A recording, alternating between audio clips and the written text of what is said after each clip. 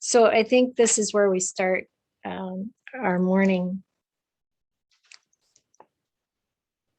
I've been thinking about meditation, and I haven't really talked very much about it for a while. So I thought I'd come back to some basics. Sometimes even after we've practiced for many years, it's useful to come back to some of the basics because we can forget or need some kind of a recharge. And there's a simple structure that I think can be useful to reflect on, and also maybe when you share with other people about meditation, especially as they get started. And it has 4 parts: the approach, the technique, the meditation, and the conclusion. And so when we sit down to meditate or decide we're going to meditate, regardless of posture, it's useful to take some time or put some attention on how we approach the practice. So this is the first piece, the approach. And most of you probably have a place in your home where you meditate. Maybe you have a little shrine or a big shrine. And it doesn't have to be necessarily what do I want to say, specifically spiritual. But when people meditate without it being part of a spiritual practice, it's still helpful to have such a space and to put things there that inspire us. So for most of us, maybe it's a Buddha image or pictures of a teacher or teachers or elements from nature, maybe some other kinds of images, maybe some incense, candles, flowers, whatever feels like it helps to calm the mind. So it's like having a bit of the word that comes to mind is ritual, but it doesn't have to have that spiritual connotation even. Like when you put small children to bed at night, you have a certain series of things you go through that helps them prepare to sleep. You brush your teeth and you get into your jammies and you get into bed and you read a story and, like that. So it's helpful for our mind when we meditate to have some elements that help us to approach meditation. And that can be things, the space that we come to, or the things that we do, whether it's lighting the candles or incense, or in the monastery, we chant. And the chanting has the benefit of focusing the mind and calming the mind, or maybe inspiring and uplifting the mind or energizing the mind. It can have both effects, either effect. So morning meditation, I like starting with the chanting. Some monasteries, they end the session with the chanting, but I like starting with chanting because if you're sluggish or tired, it wakes you up, wakes the mind up, and gets it in the right frame. If the mind is busy and energetic, it calms it down, focuses it. And so this is, one example.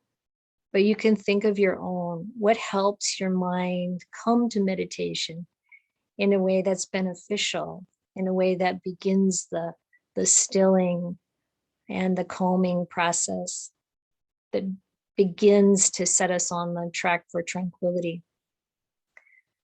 I mean, I've talked with people about their meditation practice, sometimes they'll say they can't settle their mind down. And I ask them what they're doing before they sit down to meditate. And it's like watching the news or, something like that. And it's of course, it's going to take the mind some time to shift gears out of that.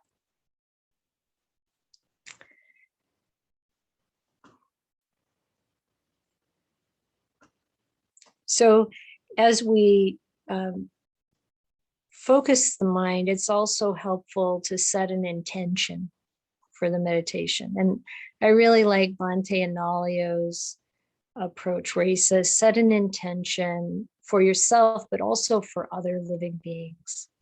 That this practice isn't just for me. This is a benefit to the world. And it's good to have that suggestion in the mind. There are simple things that you probably already do, like, putting the cat outside the room or shutting off the phone, or the ways in which we can prepare the external environment. You might even think of that before the internal environment that I was just describing. But both are helpful.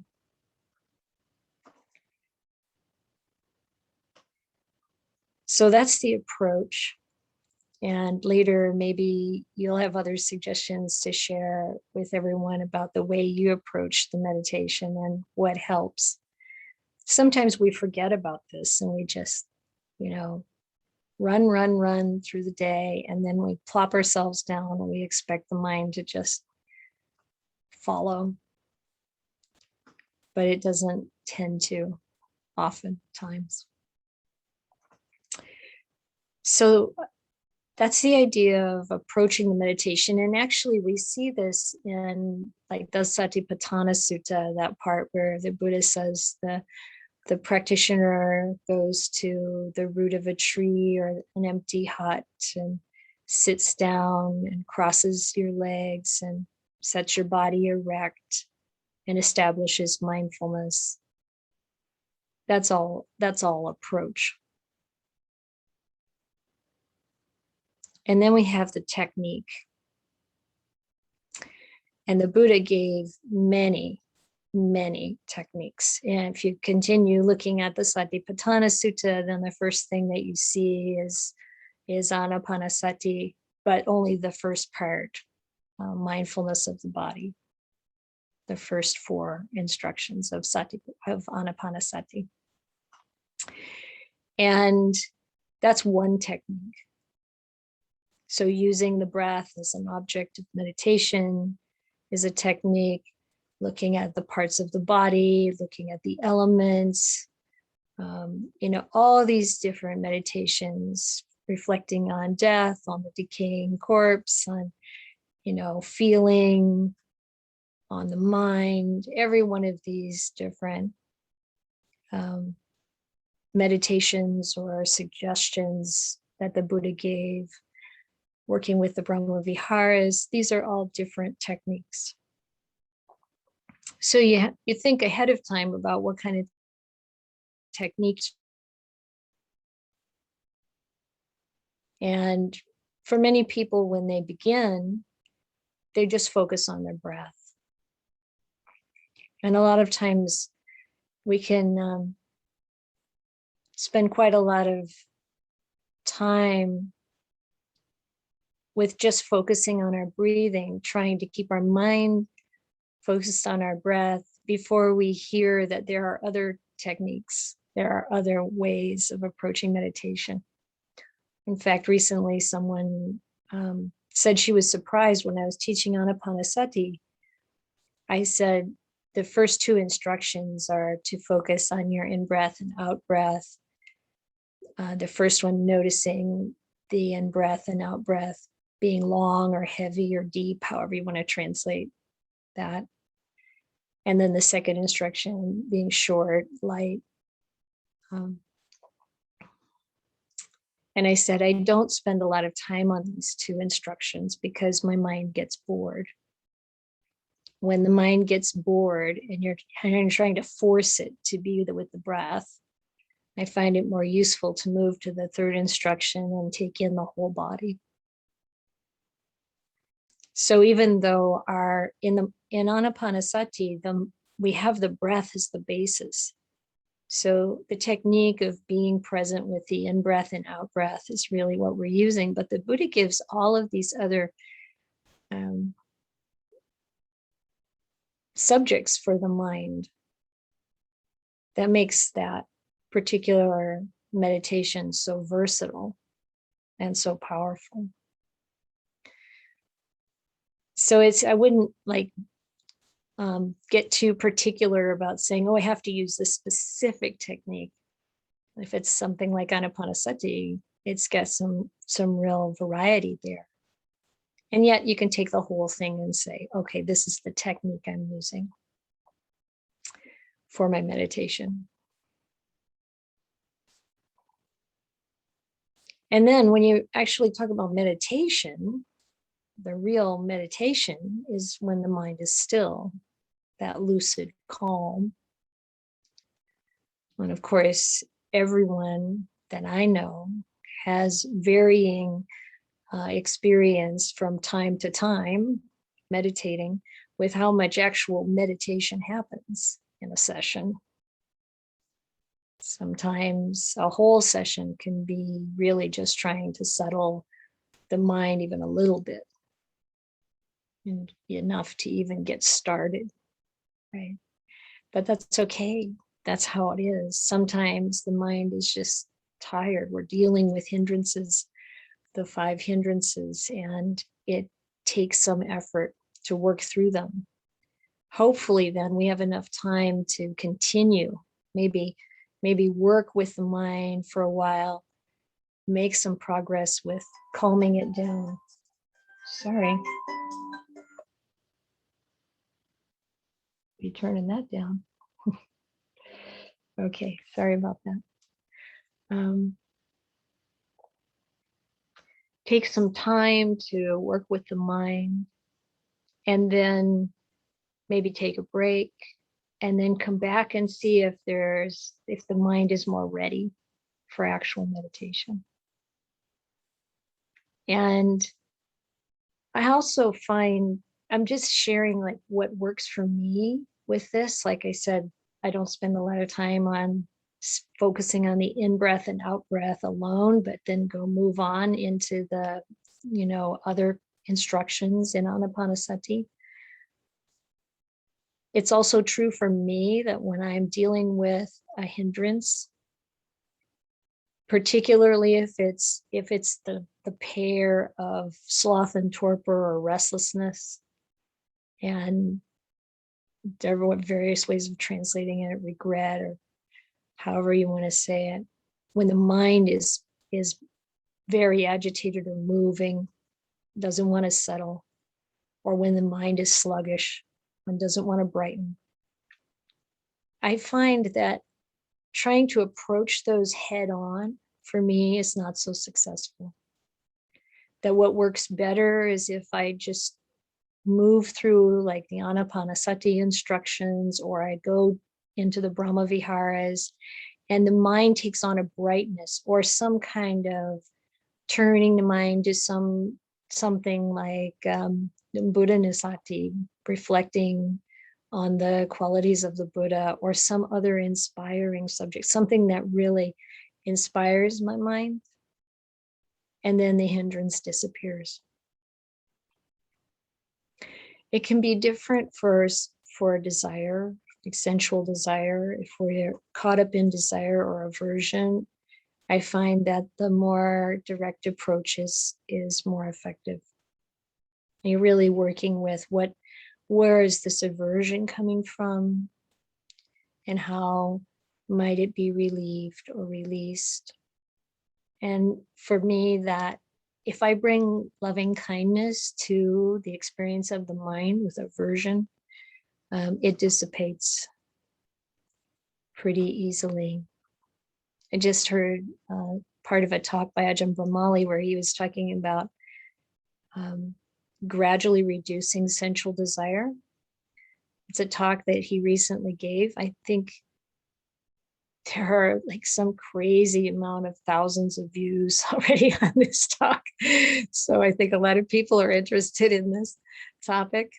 And at one point when he starts to talk about how to reduce sensual desire, he mentions aversion and ill will as another hindrance to meditation and also to having a happy life, of course. And he said that's actually quite easy to get rid of. So it's interesting to consider how, which hindrances are sort of easy to drop and which ones need more attention. And so for sensual desire too, sometimes we have to really be very firm with the mind, particularly with sexual desire, to really use the reflections on the non-beautiful. That can be really helpful. So these are also methods that the Buddha gave for dealing with these different issues that we come across or experiences that everyone has. And then we have to learn for ourselves what actually works for our mind. I don't know how many of you have raised children, or, I mean, we all were children. We were probably in a family, or we've seen people with families of children where children are very different. You have your first child and then you kind of think, oh, it's going to be like this again. And then it's completely different. You've got a whole different karma coming in, and different things work. So we have to know our own mind. It's a little like a child. We have to try to understand what's actually going to help it. So we have so many techniques from the Buddha. I don't even know quite if I finished my point earlier about the person when I was talking about anapanasati and moving on from the first two instructions.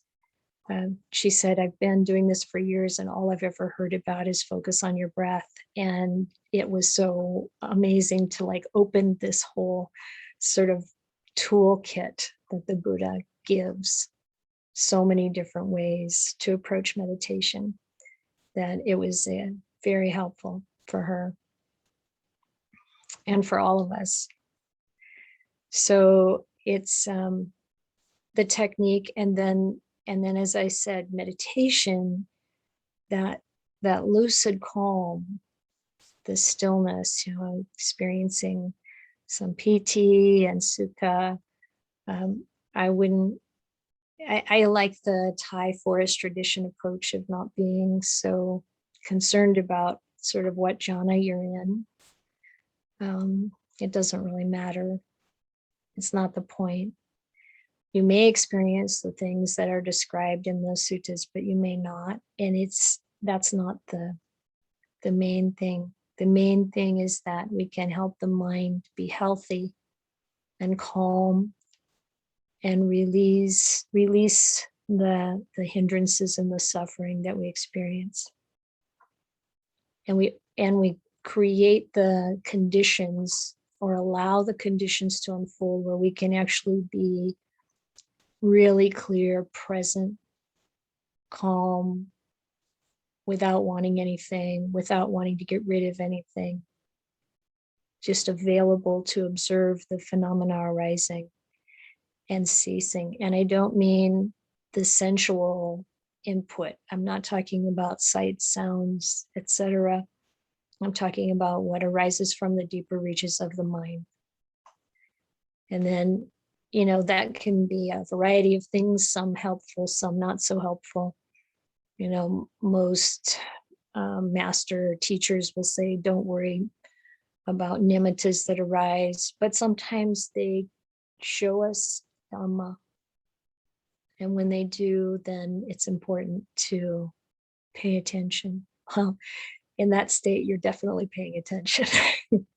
Mindfulness is always there, clear and bright, when we're in meditation. And then lastly, there's conclusion. And I have to admit that when I lead meditation, I don't usually put any emphasis on conclusion. I ring the bell and expect you to just like, boom, come out of meditation. And it's not really the most productive or um, pleasant or helpful. And if we actually give some attention to how we end our meditation, I think it can be helpful. So what do we do? Well, when the meditation ends, whether that's, the time is up and the bell rings, or we feel that our meditation is finished, then taking a moment to first feel the body, become aware of the physical body again, become aware of our surroundings again. And then it's useful to reflect, once we kind of come back to a normal state of consciousness, reflect on what happened in our meditation. And I feel like, the Buddha talks so often about reflecting on what happened. Like if something happens that, some insight arises, you don't just go on from there. You reflect upon this insight, you recognize that it happened, you kind of log this experience in your mind of the insight, how it felt, the feeling that came with it, the sort of message or understanding, the knowing that came with it. And even if nothing like that actually occurs, we can look at what was really the experience of this particular session of meditation. And this can be useful for adjusting the way we approach and apply the technique that we're using, or change techniques, or how we might work with our meditation in a more productive or subtle or satisfying way. And then you get up from meditation. And it doesn't have to take a lot of time, but the attention that we give to these different aspects can produce some good results. So I have a friend, we were actually using this structure, approach, technique, meditation, and conclusion. And the way she remembered those parts was, she said, ATM, cash, approach, meditation, technique, and conclusion. So it feels a little bit like an applicable metaphor, because at the ATM, then finally at the end, there's the good result. You can count the money, count the what we've learned and how we've developed.